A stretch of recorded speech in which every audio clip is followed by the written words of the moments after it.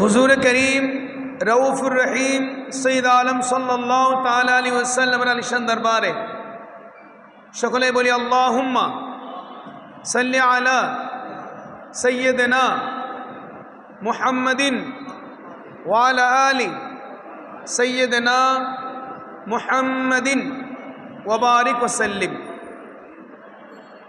সাথে সাথে আপনাদের শুকরিয়া আদায় করছি আপনারা শরীয়তের গুরুত্বপূর্ণ মাসালা মাসাইল জানার জন্যে, নামাজের কারাত শিকার জন্যে জানার জন্যে,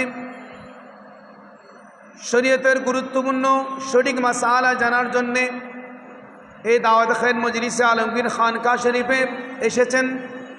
যারা আসার পথে আছেন, যারা আমাদের সাথে অনলাইনে আছেন, আল্লাহ জাল্লা শানু সকলের হাজির উপস্থিতি কবুল আর মঞ্জুর করুন, আমিন। সম্মানিত ভিউয়ার্স, যারা আমাদের সাথে অনলাইনে আছেন, দয়া করে এই প্রোগ্রামকে আপনারা শেয়ার করুন। আপনার একটি শেয়ারের মাধ্যমে যদি 10 জন ভাই 100 জন ভাই মাসালাগুলো আমল করেন, তাহলে সেটার সওয়াব কিন্তু আপনি পেয়ে যাবেন। সম্মানিত মুসল্লিয়ানে কেরাম, আমি আপনাদের সম্মুখে কালাম পাকের সূরা আল ইমরানের 104 নম্বর আয়াত তেলাওয়াত করেছি। সেই আয়াতে আল্লাহ জাল্লা শানু ইরশাদ করছেন, ওয়ালতাকুম মিনকুম উম্মাতুন ইয়াদউনা ইলাল খায়র।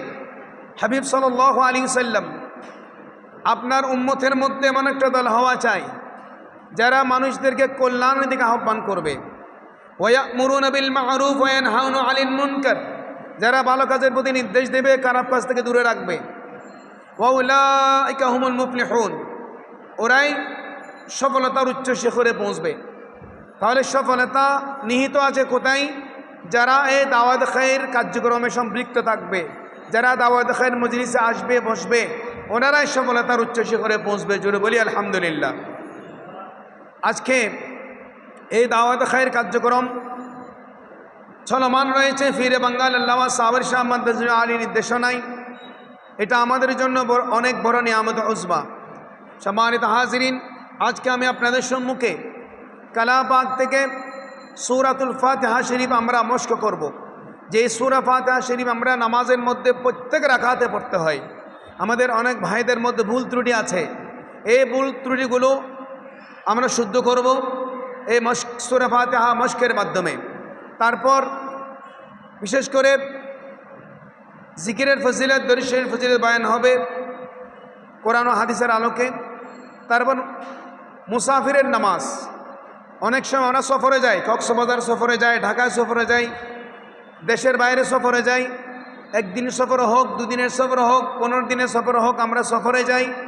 ওই সফরে যাওয়াকালীন অনেক ভাইয়েরা মাসআলা না জানার কারণে সেখানে সফরের মধ্যে কীভাবে নামাজ পড়তে হয় আমরা সেটাভাবে পড়ি না, যেটা আমাদের উপর ওয়াজিব।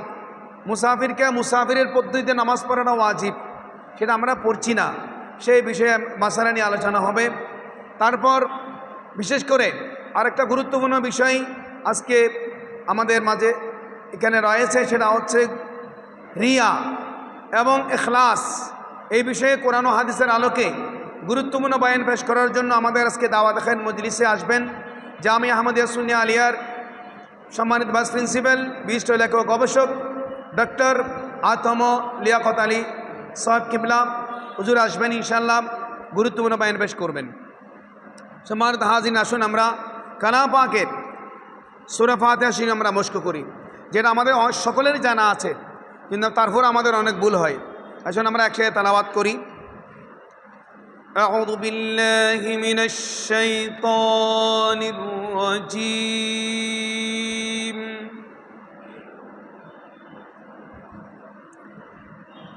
আমাদেরকে একটু আওয়াজ করে পড়তে হবে।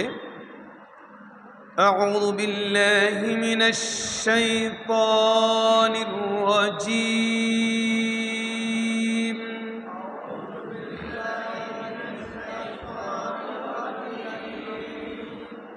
বিসমিল্লাহির রহমানির রহিম।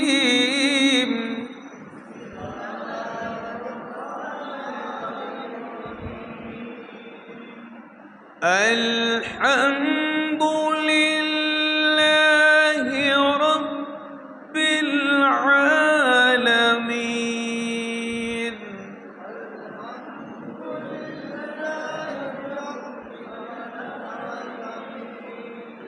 আর-রহমানির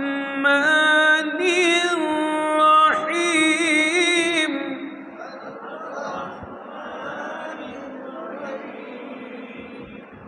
মালিক ইয়াউমিদ্দিন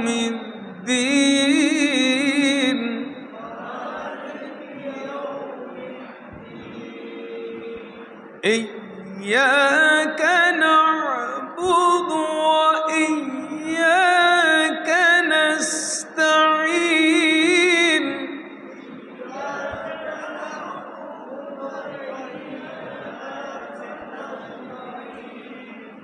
ইহদিনাস সিরাতাল মুস্তাকিম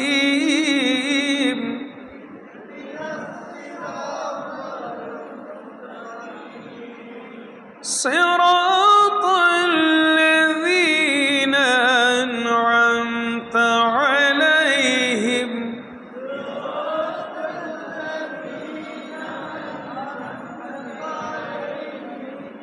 غير المغضوب عليهم ولا الضالين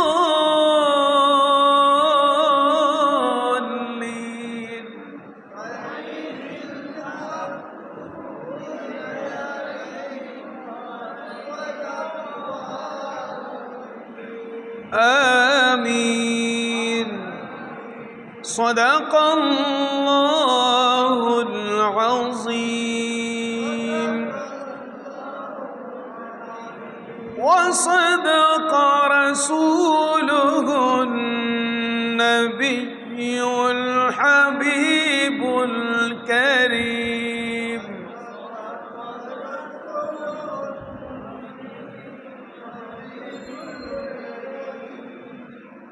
মাশাআল্লাহ আপনারা চমৎকার তেলাওয়াত করেছেন। এবার আমরা দেখব আমাদের কোথায় কোথায় ভুল হয়। আল হামদু হা তিন প্রকারের হা। জিমের পরের হা, ওই হায়ের নাম হচ্ছে হায়ে উক্তি, যেটা গলা চিবিয়ে কণ্ঠনালীর মাঝখান থেকে উচ্চারণ করতে হয়। আল হামদু, সবাই বলি আল হামদু, গলা চিবিয়ে বলতে হবে আল হামদু, আল হামদু, গলা চিবিয়ে বলতে হবে। জি, তারপর হায়ের পরের খা যেটা, সেটা হচ্ছে হায়ে মুনকাতিআ, সেটা বলতে হয় খা। তার আরেকটা হা হায়ে হাওয়াস, হামজার পরের হা, গলা ছেড়ে বলতে হয়।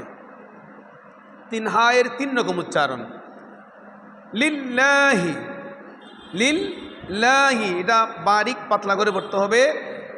লফজ আল্লাহ, এই আল্লাহ শব্দের প্রথম আগের হরফ যদি জেদ থাকে তখন ওই লফজ আল্লাহ ইসমে জালালত, সেটাকে বারিক করে পাতলা করে পড়তে হবে। বলতে হবে লিল্লাহ, কি বলতে হবে? লিল্লাহি, লিল্লাহি। এটার মধ্যে কি হায় হাওয়াজ চলে আসছে। রব্বিল আলামিন, আইন কণ্ঠনের মাঝখানে গলা চিবিয়ে বলতে হবে রব্বিল আলামিন, রব্বিল আলামিন, রব্বিল, গলা চিবিয়ে বলতে হবে। তাহলে আমাদের উচ্চারণ কি দাঁড়ালো? সবাই একসাথে বলি আলহামদুলিল্লাহি রাব্বিল আলামিন।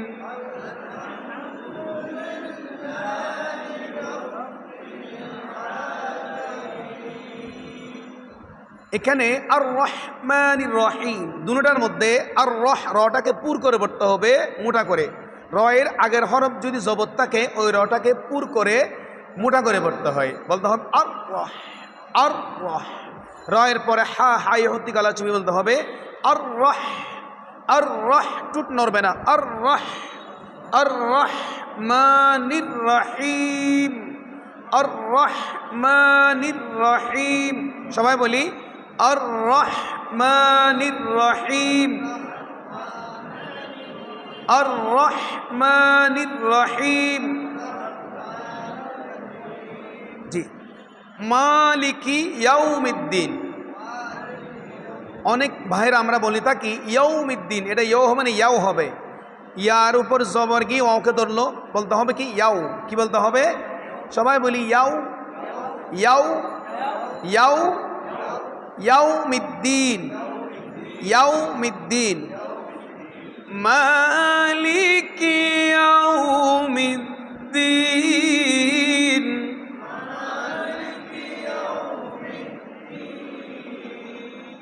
এবার ইয়ার উপর তসদিদ জবর, সেক্ষেত্রে ইয়াকে জোর দিয়ে, যেমন একটা বল মাটিতে পড়লে যেমন লাভ দেয়, ইয়াকা,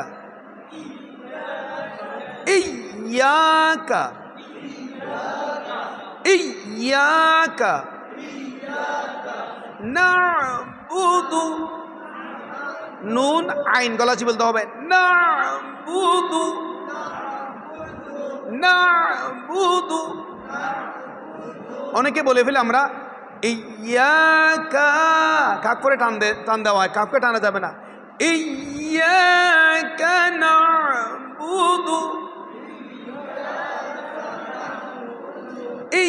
ইয়াকা নাবুদু, ইয়াকা নাবুদু ওয়া ইয়াকা, ওয়া ইয়াকা, ওয়া ইয়াকা নাস্তাঈন। এখানে আইন রয়েছে, গলা চিবিয়ে বলতে হবে নাস্তাঈন। তাহলে ইয়াকা না'বুদু ওয়া ইয়াকা নাস্তাঈন।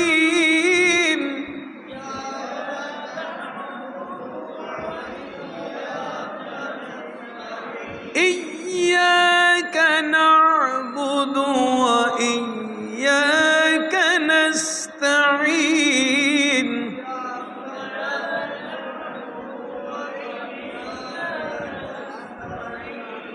ইহদিনাস, আমরা অনেকেই ইহদিনাস বলে ফেলি, হায় এটা হায় হাওয়াজ গলা ছেড়ে বলতে হবে, হা নিয়ে জের বলি, এটা হার উপর সাকিন। ইহদিনাস, সদ মোটা করে পড়তে হবে, সিন পাতলা করে পড়তে হয়, সদ মোটা করে। ইহদিনাস সিরাতাল, সিরাতাল, তটাকে মোটা করে পড়তে হবে। ইহদিনাস সিরাতাল, ইহদিনাস সিরাতাল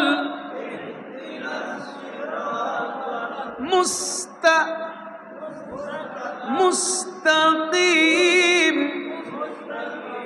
এটা হলো কফ, মোটা করে পড়তে হবে, কাফ পাতলা করে, কফ মোটা করে পড়তে হয়। মুস্তাকিম, মুস্তাকিম,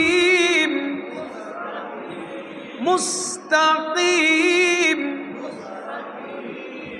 ইহদিনাস সিরাতাল মুস্তাকিম।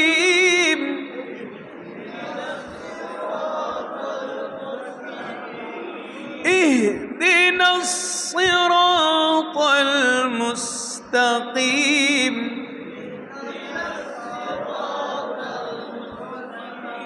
সিরাতাল লাযীনা,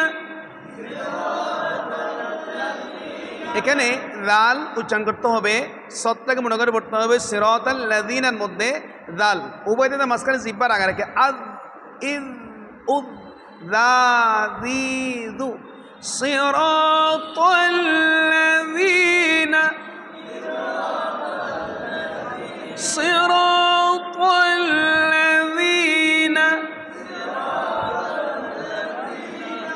সিরাতাল লাযীনা আন'আমতা। হামজা এখান থেকে উচ্চারণ, আইন কণ্ঠের মাঝখান থেকে, হামজা এখান থেকে, আইন এখান থেকে।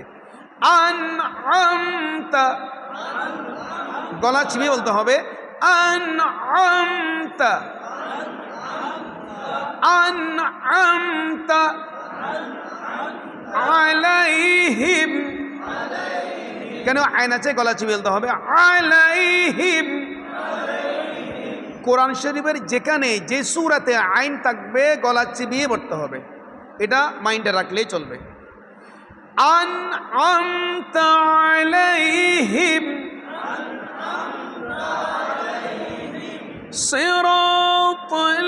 সিরাতাল্লাযীনা আনআমতা আলাইহিম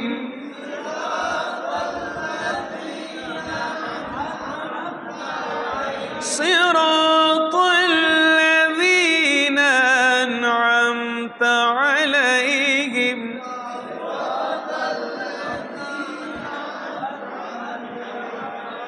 গায়রিল,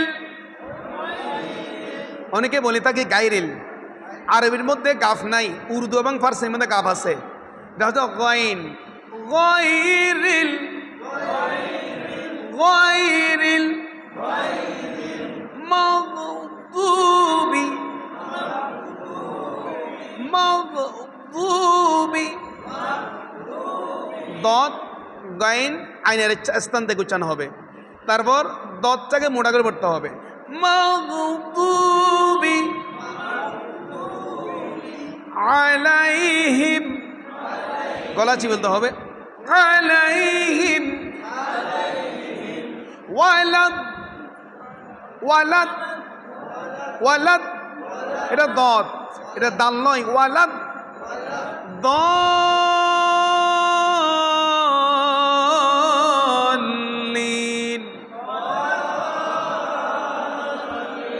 এটাকে 4 আলিফ লম্বা করে টেনে পড়তে হবে, এটা মধ্যে মুত্তাসিল, 4 আলিফ লম্বা করে অবশ্যই পড়তে হবে।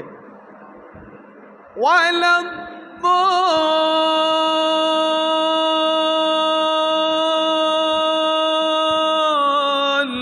দাল্লিন,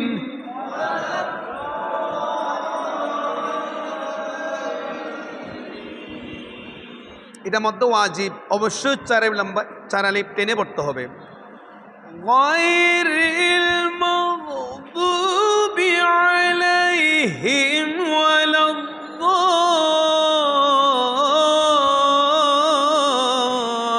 ওয়ালাদ-দাল্লিন,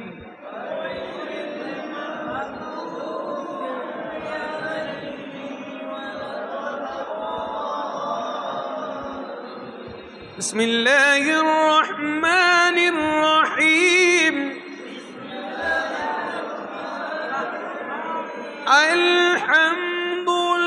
আলহামদুলিল্লাহি রাব্বিল আলামিন,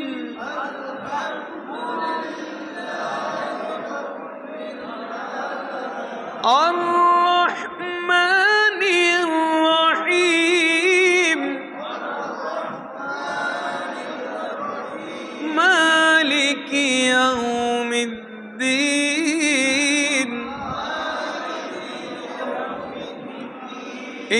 ইয়্যাকা না'বুদু ওয়া ইয়্যাকা নাস্তাঈন,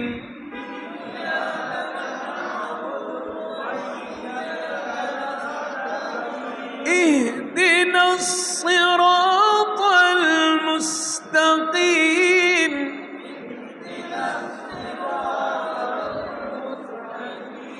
সিরাতাল লাযীনা আন'আমতা আলাইহিম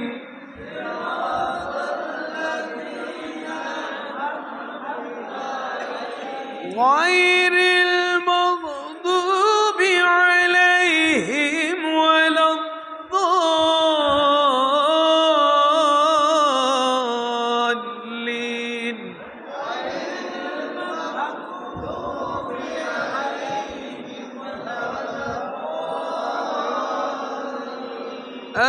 آمين. صدق الله العظيم وصدق رسوله النبي الحبيب الكريم.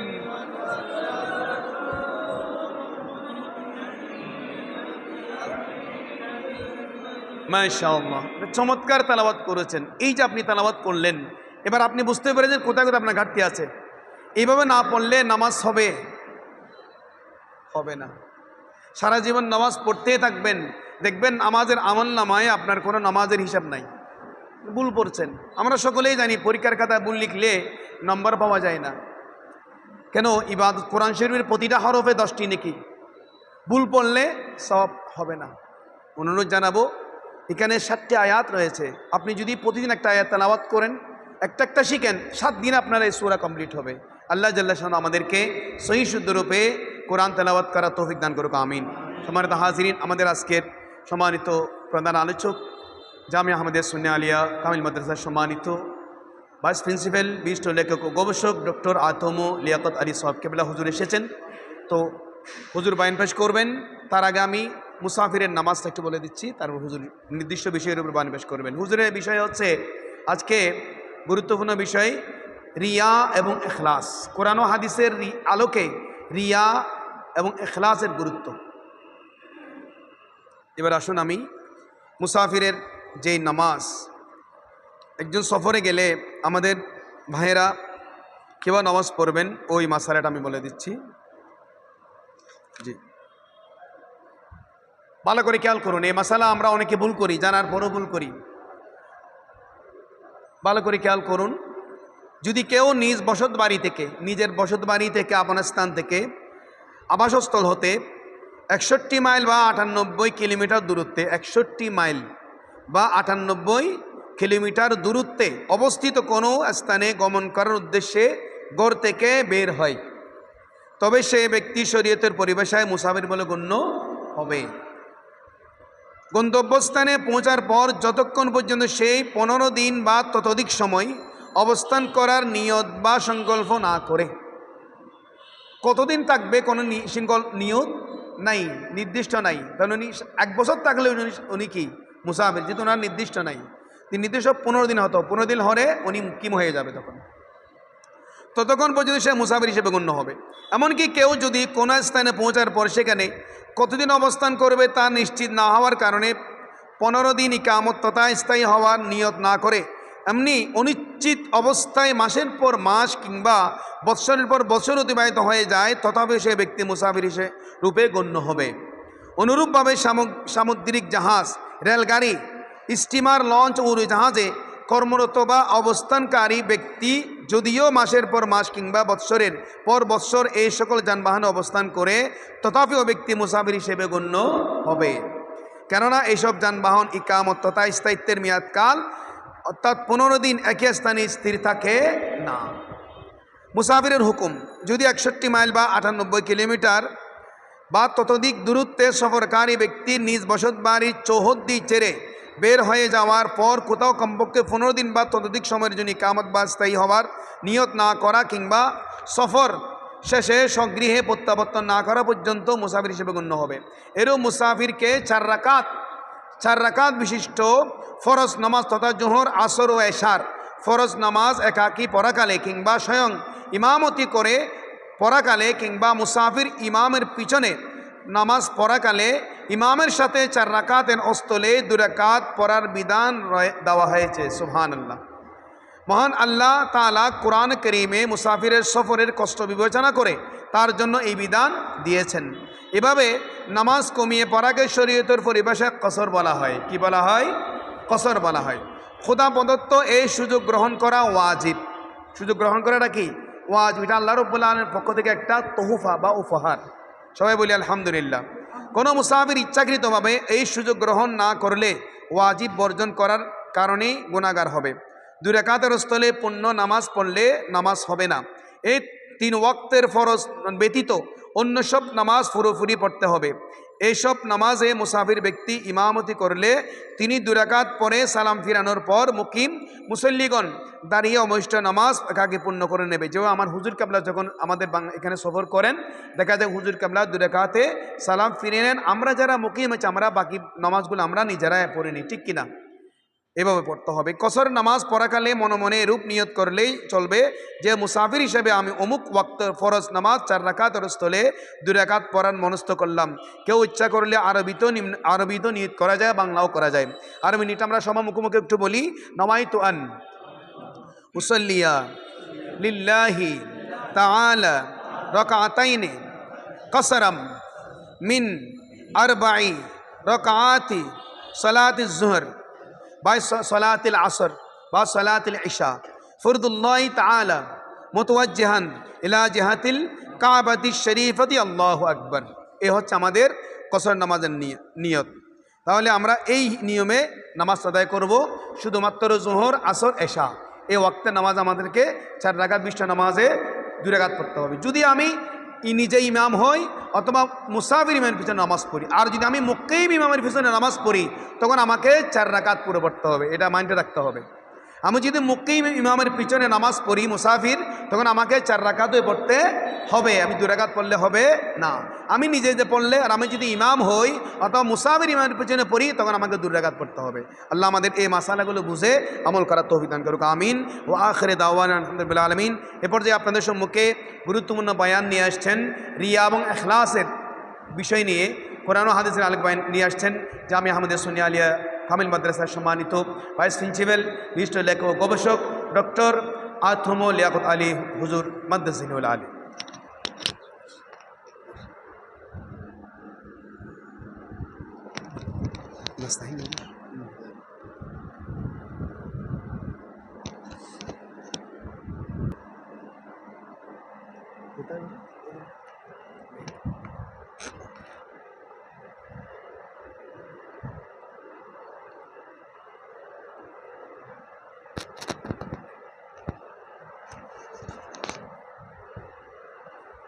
أعوذ بالله من الشيطان الرجيم بسم الله الرحمن الرحيم الحمد لله رب العالمين والصلاة والسلام على سيد الأنبياء والمرسلين وعلى آله وأصحابه أجمعين أما بعد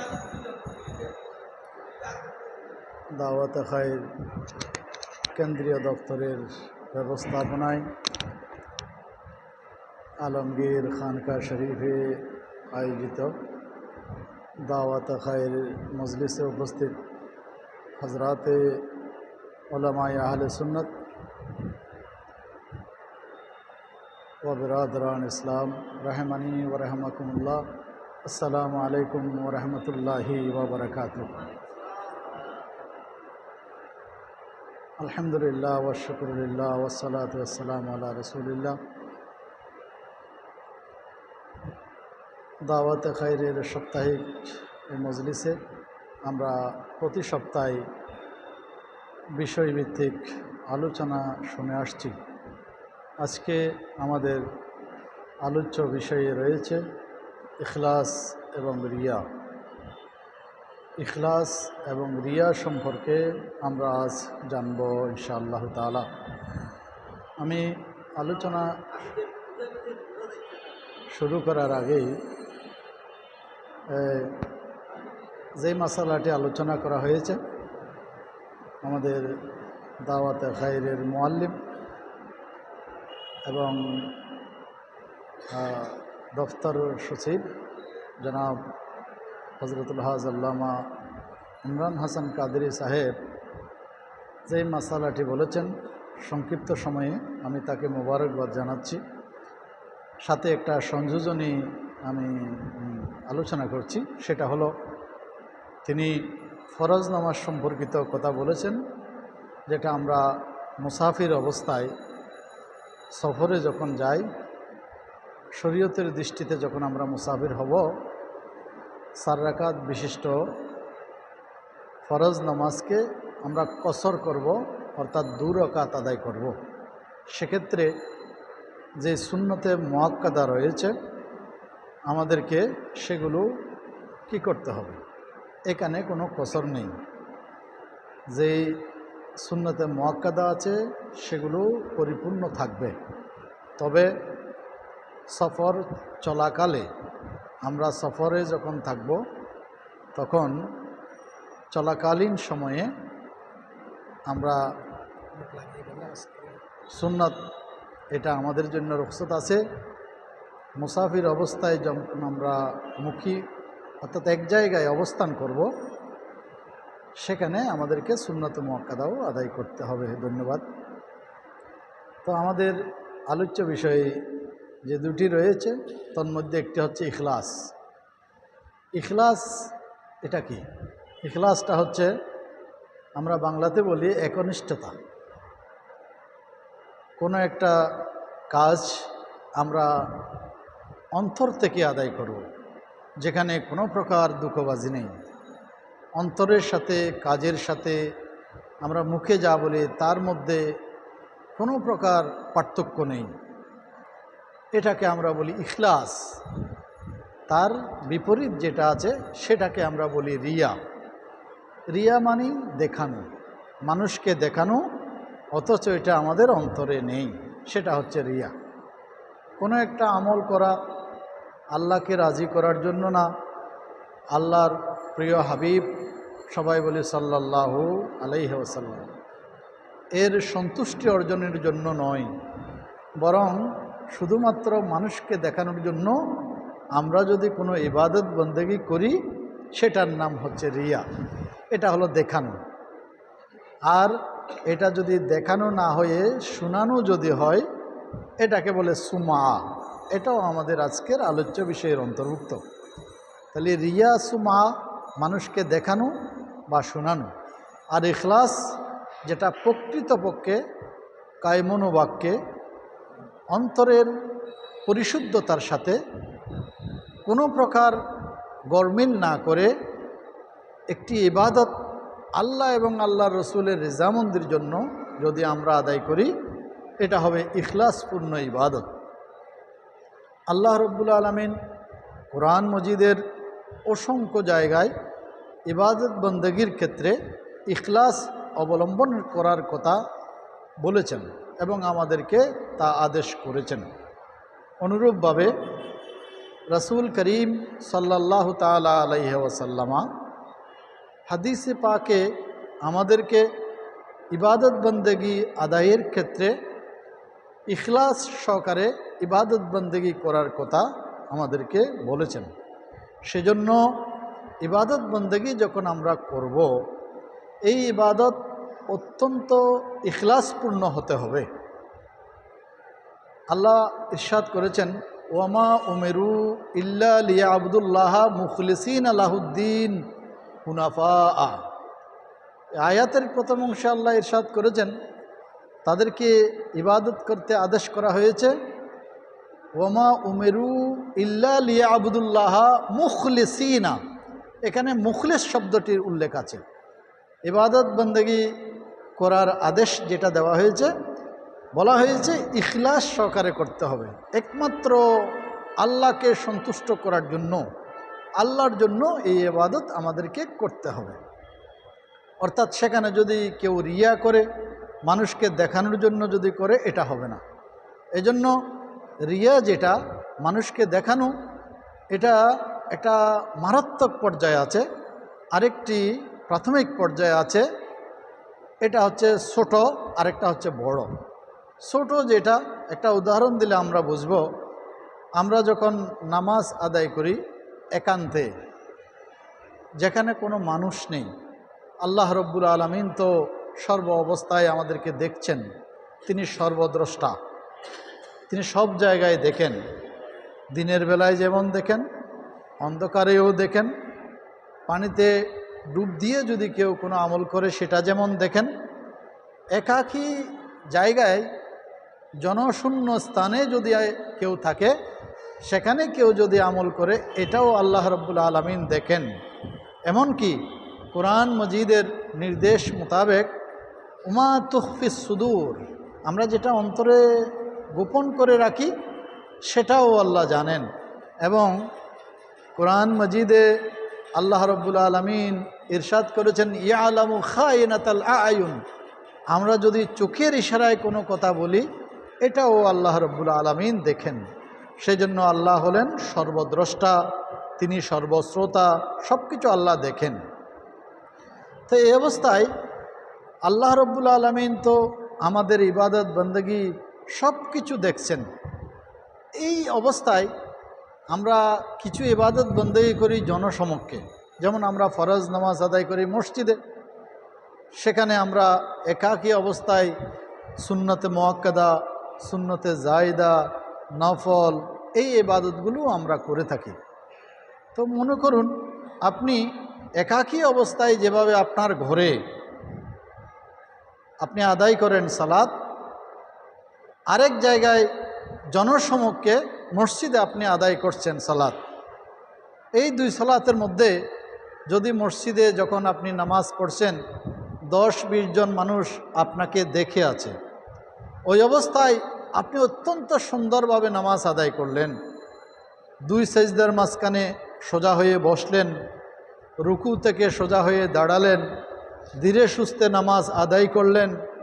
আবার যখন আপনি একাকী, কেউ দেখছে না, ওই অবস্থায় আপনি নামাজ পড়ছেন, সেজদা একটা থেকে উঠে দ্বিতীয় সেজদার মাঝখানে আপনি সোজা হয়ে বসলেন না, যেটাকে বলে তাদিল আরকান, এটা আদায় করলেন না, তাড়াহুড়া করে আপনি নামাজ পড়লেন। এই যে দুইটি অবস্থা হয়ে গেল। তো যে অবস্থায় আপনি মনে করবেন আমার এই ইবাদত নামাজ এটা মানুষ দেখে আছে, এই অবস্থায় আপনি সুন্দরভাবে নামাজ আদায় করলেন, এটা শিরকে খফি হলো, এটা রিয়া হয়ে গেল। এরকম রিয়া যদি হয় সেই ইবাদত আল্লাহর দরবারে কবুল হবে না। যদি ইখলাস সহকারে আপনি আদায় করেন, আপনি যদি মনে করেন আমার রব আমাকে দেখছেন, তাহলে আপনার ইবাদত সর্ব অবস্থায় আল্লাহর দরবারে কবুল হবে। সেজন্য কোরআন মজিদে আল্লাহ রব্বুল আলামিন মোমেন বান্দার কথাগুলো এইভাবে বলেছেন। আল্লাহর তারিফ প্রশংসা, আল্লাহর জাত, আল্লাহর সত্তাকে পরিচয় দিতে গিয়ে এক জায়গায় আল্লাহ ইরশাদ করেছেন, আল্লাহ আমাদের জীবন মরণ এগুলো তো সৃষ্টি করেছেন, হায়াত মৌত এগুলো তো সৃষ্টি করেছেন। তিনি কীরকম? আল্লাযী খালাকাল মাউতা ওয়াল হায়াতা লিয়াবলুয়াকুম আইয়ুকুম আহসানু আমালা। আল্লাহ বলেছেন তোমাদের মৌত এবং তোমাদের জীবন আমি সৃষ্টি করেছি এই জন্য যাতে পরীক্ষা নিতে পারি তোমাদের মধ্যে কে উত্তম আমলকারী। এখানে আল্লাহ অধিক আমলকারী এটা বলেন নাই, আহসানু আমলা বলেছেন, উত্তম আমল বলেছেন। তো উত্তম আমল কোনগুলো? উত্তম আমল হলো যেটা হচ্ছে আখলাসু ও আসওয়াবু, যেটা হচ্ছে ইখলাসপূর্ণ এবং যেটা হচ্ছে সঠিক। ইখলাসপূর্ণ কোনটা? ইখলাসপূর্ণ হলো যেগুলো ওয়াহদাহু লা শরীক, আমরা কালমায়ে তাইয়্যিবার প্রথম অংশ যেটা বলি লা ইলাহা ইল্লাল্লাহ, এই অংশের মধ্যে আল্লাহর ওয়াহদানিয়তের কথা আছে, আল্লাহর একত্ববাদের কথা আছে। এই আল্লাহর ওয়াহদানিয়ত, আল্লাহ একক সত্তা, যেটা আমরা সূরা ইখলাস কুল হুয়াল্লাহ শরীফের মধ্যে বলে থাকি, কুল হুয়াল্লাহু আহাদ, এই আল্লাহর ওয়াহদানিয়তের কথা কালমায়ে তাইয়্যিবার এক অংশে আছে। সে আল্লাহ রব্বুল আলমিনের রিজামন্দির জন্য কোনো শিরিক মুক্ত, ভেজাল মুক্ত ইবাদত আপনি যেটা করলেন এটা হচ্ছে ইখলাসপূর্ণ। আর আসওয়াবু, যেটা কিনা অধিক শুদ্ধ। শুদ্ধ কোনটা?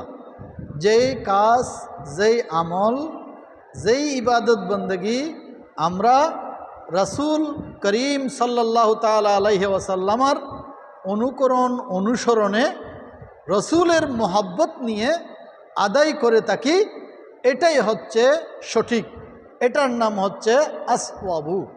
এই কাজটি যখন আমরা করব, একটা হচ্ছে আল্লাহ রব্বুল আলমিনের নির্দেশনা মোতাবেক আল্লাহর ওয়াহদানিয়তকে স্বীকার করে, আরেকটি হচ্ছে কালমায়ে তাইয়্যিবার দ্বিতীয় অংশ মুহাম্মাদুর রাসূলুল্লাহ সাল্লাল্লাহু আলাইহি ওয়াসাল্লামা, রাসূল করিম সাল্লাল্লাহু তাআলা আলাইহি ওয়াসাল্লামার স্বীকারোক্তি এবং রসুলের ইত্তিবা অনুসরণ, রসুলের মোহাব্বত নিয়ে সঠিক নিয়মে শরীয়তে দেখিয়ে দেওয়া পন্থা অনুযায়ী যখন আমরা ইবাদতটি আদায় করব, সেই ইবাদতকে বলা হয়েছে আহসানু আমলা। আমলের মধ্যে কে উত্তম আমলকারী, এটা পরীক্ষা নেওয়ার জন্য আল্লাহ রব্বুল আলামিন আমাদের মওত এবং হায়াত সৃষ্টি করেছেন। সেজন্য মোমেন বান্দা যখন ইবাদত বান্দাই করে, তার মধ্যে এই খেয়াল থাকতে হবে, কোরআন মজিদে যেটা ঘোষণা করা হয়েছে, ইন্না সালাতি ওয়া নুসুকি ওয়া মাহইয়ায়া ওয়া মামাতি লিল্লাহি রাব্বিল আলামিন, নিশ্চয় আমার সালাত, আমার কুরবানি, আমার জীবন, আমার মরণ বিশ্বজাহানের মালিক আল্লাহ রব্বুল আলামিনের জন্য নিবেদিত। আরো বড় করে বলি, সেটা হচ্ছে আমি যে নামাজ আদায় করছি এটা আল্লাহর জন্য, আমার যে ত্যাগ, আমার যে কোরবানি, আমার পরিশ্রম করে করা যে আমল, এগুলো আল্লাহর জন্য। আমার জীবন, আমার মরণ সব কিছু আল্লাহর জন্য। এই যে আমরা আল্লাহর জন্য নিবেদিত করতে পারলাম, তাহলে বুঝতে হবে আমার সব কাজ ঠিক হয়েছে। এক্ষেত্রে কোনোভাবে আমরা মানুষকে দেখানোর জন্য তা করতে পারবো না। মানুষকে দেখাতে গেলে আমরা কথার মধ্যেও কিছু লোক দেখানো কথা বলে থাকি, এরকম হলে এটা হবে না। আমরা নামাজ কালাম যেগুলো পড়ি, এখানেও কিছু রিয়া, সুমা দেখানো এবং শোনানো রয়েছে।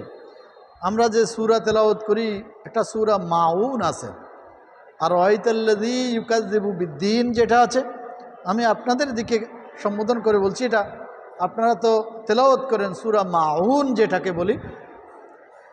এই সূরার শেষের দিকে গিয়ে আল্লাহ বলেছেন ফাওয়াইলুল লিল মুসাল্লিন, কিছু মুসল্লিদের জন্য দুর্ভোগ, তাদেরকে বদদুয়া করা হয়েছে।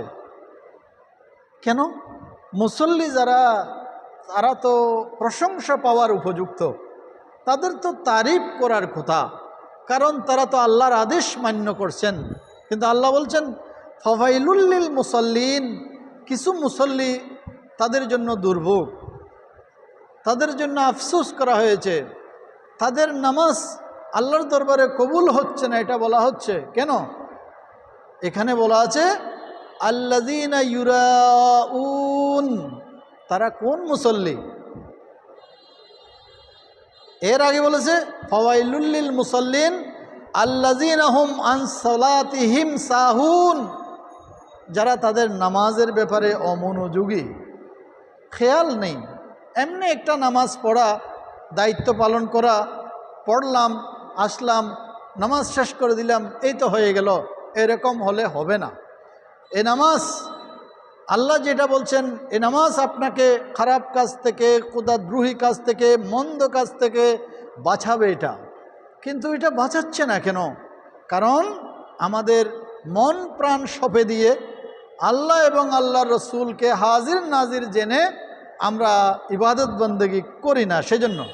এজন্য হাদিস শরীফে একটি ইহসান শব্দ আছে, এটার পরিচয় দিতে গিয়ে বলা হয়েছে, রসুলে পাক নিজেই এটার ব্যাখ্যা দিয়েছেন, তুমি ইবাদত যখন করবে তখন তোমাকে একটা কথা খেয়াল করতে হবে। কীরকম? ইবাদত কিভাবে করতে হবে? আনতা আবুদাল্লাহ কান্নাকা তারাহু, তুমি যখন ইবাদত বন্দেগী করবে তখন তুমি মনে করবে তুমি আল্লাহকে দেখছো। যদি বলি এরকম চোখ তো আমার নেই, আল্লাহকে দেখার মতো সক্ষমতা তো আমার নেই, তাহলে কি হবে? সেটাও আল্লাহ রসুল আমাদেরকে বাতলে দিয়েছেন। বলেছেন ওয়াইল্লাম তাকুন তারাহু ফাইন্নাহু ইয়ারাক, বান্দা তুমি যদি তোমার রবকে দেখার মতো সেই চক্ষু অর্জন করতে না পারো, তোমার চোখ দিয়ে যদি তোমার রবকে তুমি না দেখো, নামাজে যখন দাঁড়াবে, ইবাদতে যখন তুমি মশগুল হবে, তুমি খেয়াল করবে ফাইন্নাহু ইয়ারাক, তোমার রব, তোমার মালিক তোমাকে দেখতে পাচ্ছেন।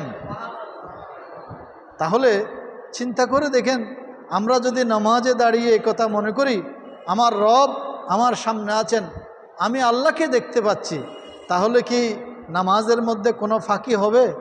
নামাজের মধ্যে খুশু খুজু যেটাকে বলা হয়, এক আপনার মনকে, কায়মনোবাক্যে মন প্রাণ সঁপে দিয়ে ইবাদত করবেন। আল্লাহ তো বলেছেন হাফিজু আলাস সালাওয়াতি ওয়াস সালাতিল উস্তা ওয়া কুমু লিল্লাহি কানিতিন। আল্লাহ বলেছেন তোমরা নামাজের ব্যাপারে যত্নবান হও, বিশেষভাবে মধ্যম সালাতের ব্যাপারে।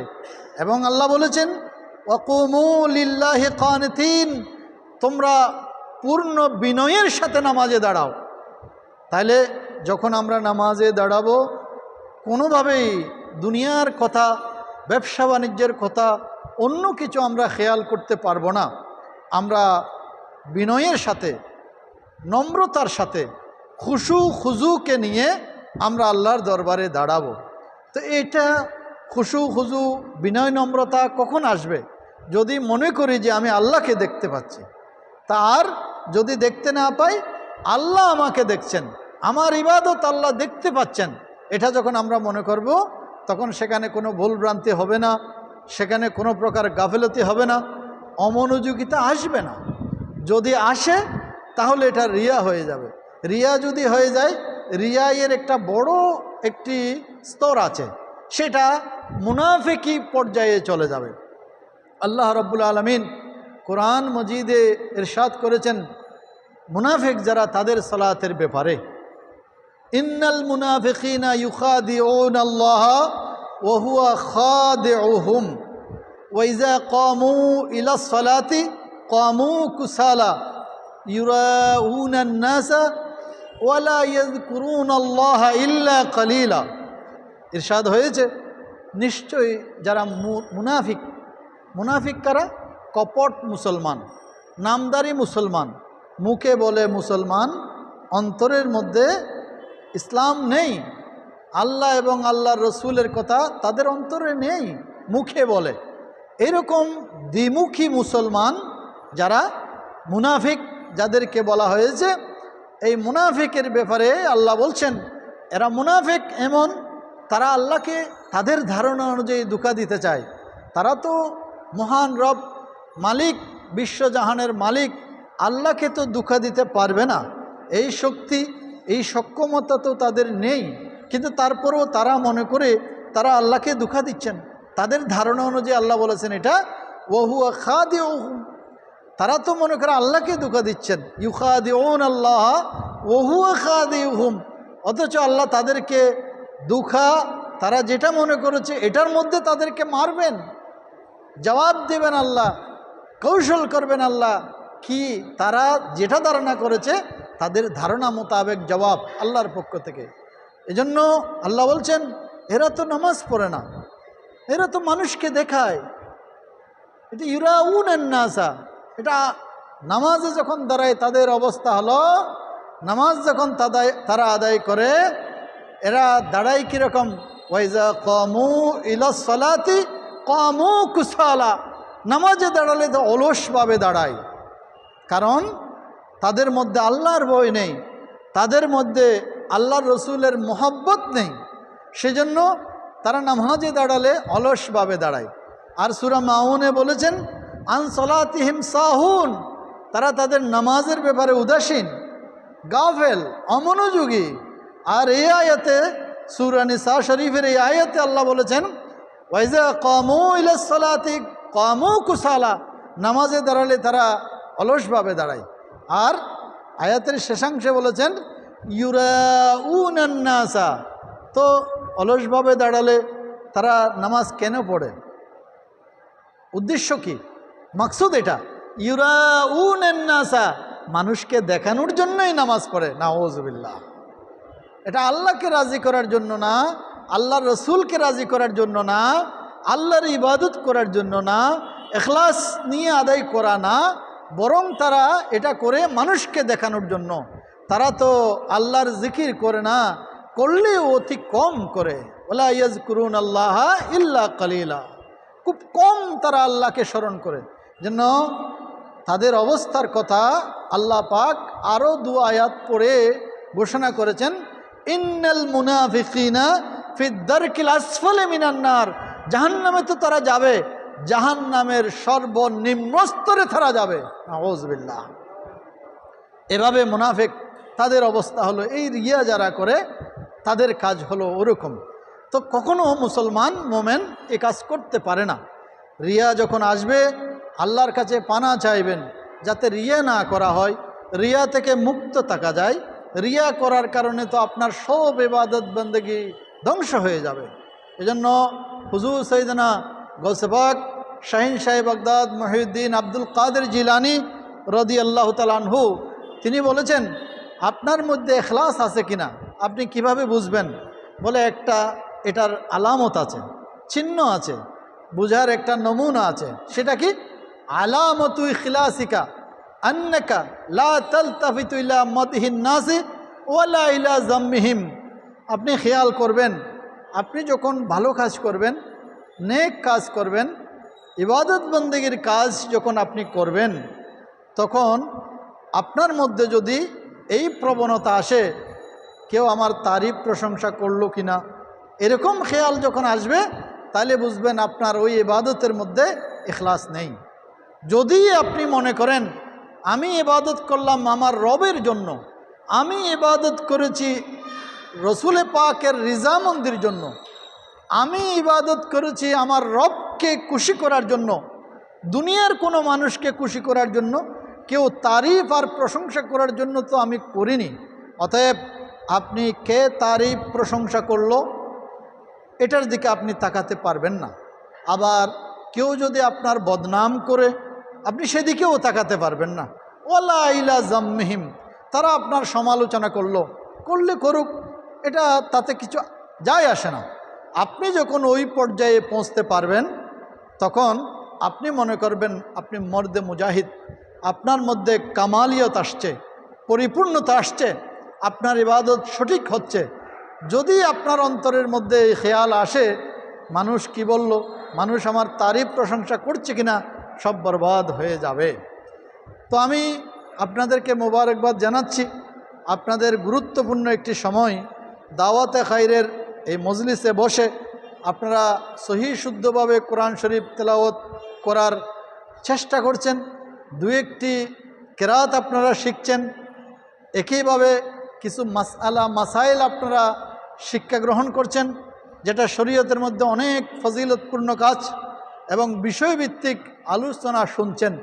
এগুলো হুজুর কেবলাই আলম শাহিন শাহী শ্রীকুটের দেওয়া আমাদের জন্য বড় একটি নেয়ামত, আলহামদুলিল্লাহ। এজন্য হুজুর কেবলাই আলমের প্রতি আমরা কৃতজ্ঞ, আমাদেরকে নেয়ামতগুলো দিয়েছেন। আঞ্জুমান, জামিয়া, গাউসিয়া কমিটি, দাওয়াতে খাইর, এগুলো আমরা পেয়েছি। এটা এক একটি বড় বড় নেয়ামত। পীরে বাঙ্গাল আলে রসুল হুজুর কেবলা আল্লামা পীর সৈয়দ মোহাম্মদ সাবের শাহ মুদ্দাজিল্লুল আলী 2010 সালে এই দাওয়াতে খাইর এর নির্দেশনা দিয়েছেন এবং এরপরে চালু হয়েছে। আজকের দিন পর্যন্ত এটা চলমান আছে। আমরা দেখতে পাচ্ছি এটা আমাদের জন্য বড় নেয়ামত হয়ে গেছে। দিন ধর্মের মাসআলা মাসাইল প্রচার প্রসারে, ইসলামের প্রচার প্রসারে এটা বড় অবদান রাখছে। সবচেয়ে বড় কথা হলো এই দাওয়াতে খাইরের মাধ্যমে আমরা সঠিক আকিদা, আহলে সুন্নাত ওয়াল জামাতের সঠিক আকিদা প্রচার করা এবং তা আমরা হৃদয়ঙ্গম করে আমল করার একটা বড় সুযোগ পেয়েছি। আমাদেরকে আমাদের মাশায়েখ হযরাতের প্রতি মহব্বতের মধ্যে কোনো প্রকার ঘাটতি যাতে না থাকে, এটা যেন ইখলাস পূর্ণ হয়, এটার দিকে খেয়াল করতে হবে। এজন্য গাউসে জামান মুর্শিদে বরহক আল্লামা হাফিজ কারি সৈয়দ মোহাম্মদ তৈয়ব শাহ রাদিয়াল্লাহু তাআলা আনহু তিনি বলেছেন, पीर मुर्शिद की मंजूर नज़र बनने के लिए उससे मोहब्बत में कमाल हासिल करना, उससे मोहब्बत में कमाल हासिल करना नहायत ज़रूरी है। पीर मुर्शिदेर आस्थाभाजन हওয়ার জন্য, প্রিয়ভাজন হওয়ার জন্য মুর্শিদের সেই দৃষ্টি এবং মুর্শিদের প্রতি মোহব্বত যেটা আছে, ওই মোহব্বতের মধ্যে কোনো প্রকার রিয়াসমা করা যাবে না। কি করতে হবে? मोहब्बत में कमाल हासिल करना नहायत ज़रूरी है। मोहब्बत में कमाल हासिल करना, এটা এখানে কোনো অস্পষ্টতাও থাকতে পারবে না, কমি খামিও থাকতে পারবে না, এটা পরিপূর্ণ পূর্ণাঙ্গ হতে হবে। এটা খুবই জরুরি কাজ। তখন পীর ও মুর্শিদের যেটা ফয়দান, যেটা ফুয়ুজাত, এটা আমরা হাসিল করতে পারবো।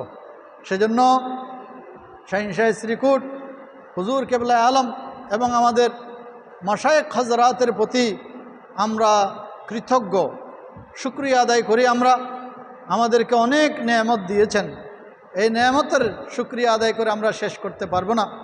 দাওয়াতে খায়ের সহ যত কার্যক্রম রয়েছে আল্লাহ এগুলোকে তা কিয়ামত আবাদ রাখুক।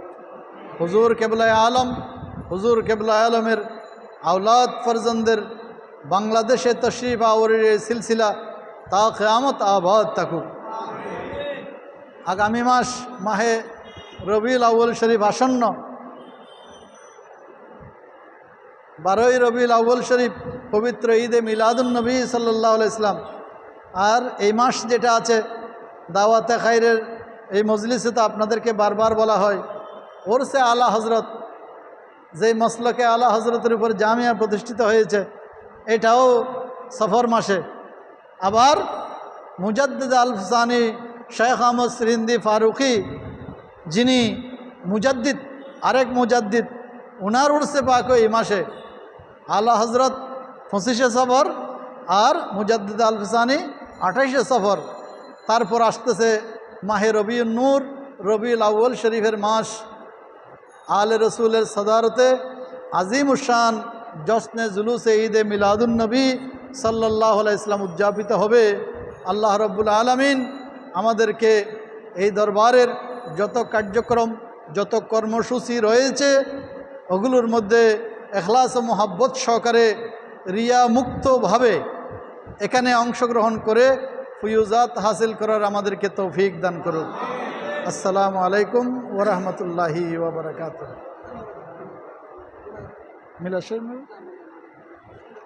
আল্লাহুম্মা আমিন। আলহামদুলিল্লাহি রাব্বিল আলামিন ওয়াসসালাতু ওয়াসসালামু আলা সাইয়্যিদিল আমবিয়াই ওয়াল মুরসালিন ওয়া আলা আলিহি ওয়া আসহাবিহি আজমাইন। আল্লাহুম্মা ইন্না নাসআলুকাল আফওয়া ওয়াল আফিয়াতা ফিদ দীন ওয়াদ দুনিয়া ওয়াল আখিরাহ। اللهم ارزقنا حج بيتك الحرام وزيارة روضة نبيك عليه أفضل الصلاة والسلام يا الله. صلى الله تعالى وسلم على النبي الكريم الرؤوف الرحيم وعلى آله وأصحابه أجمعين. اللهم اجعل آخر كلامنا عند الموت شهادة أن لا إله إلا الله محمد رسول. السلام عليكم ورحمة الله.